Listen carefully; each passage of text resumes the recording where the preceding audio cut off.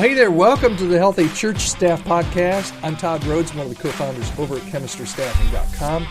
And I'm so glad you're here because we're in a series based on Wade Hodge's book, Before You Go.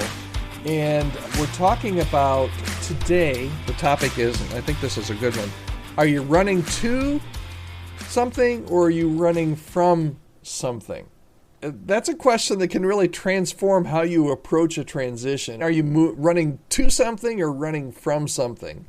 And again, this is all based on Wade Hodge's book, Before You Go, questions every pastor must ask before moving on to a new church. And if you'd like a free copy of that, stay tuned to the end of the podcast. I'll tell you how you can get a absolutely free copy from me and my colleagues over at chemistrystaffing.com. Okay, so let's talk about transition. That's what this series is all about. And when you're considering a transition, it's really easy to focus on what's wrong with your current situation. Maybe you're feeling burned out or unappreciated or stuck. And while those feelings can be valid, Wade challenges us to ask the question that we've already mentioned.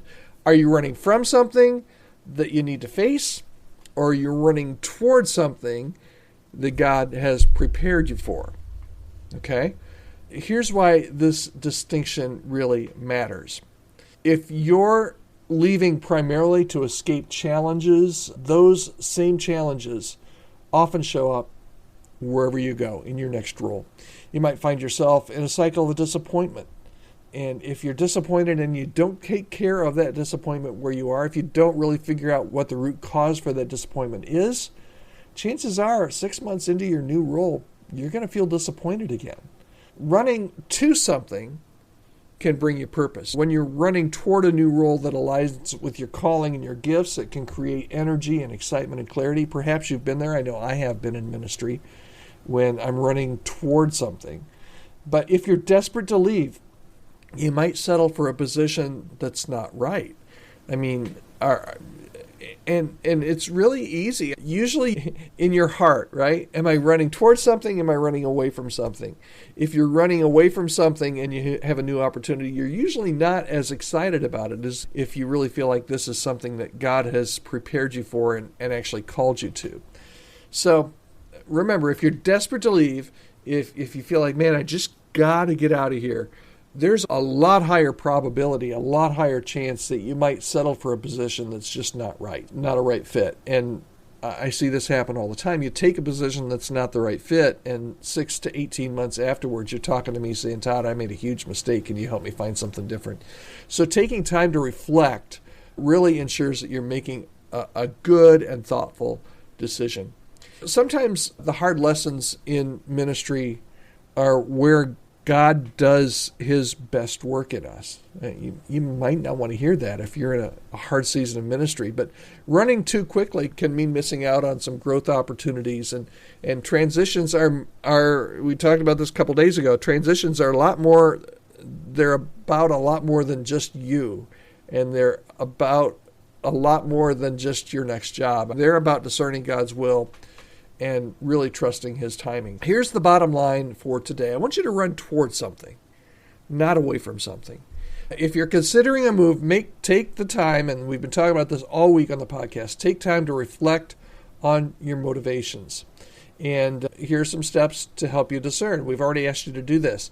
List your reasons. Write down why you want to leave your ministry role and why you're drawn to a new opportunity. And it could be that there's a specific opportunity that you feel drawn to. It could be that, and usually if you're not really looking, there's a specific thing, you're running towards something. If you're just looking and you don't know where you're going to go, you just got to get away. A lot of times that's you're moving away from something.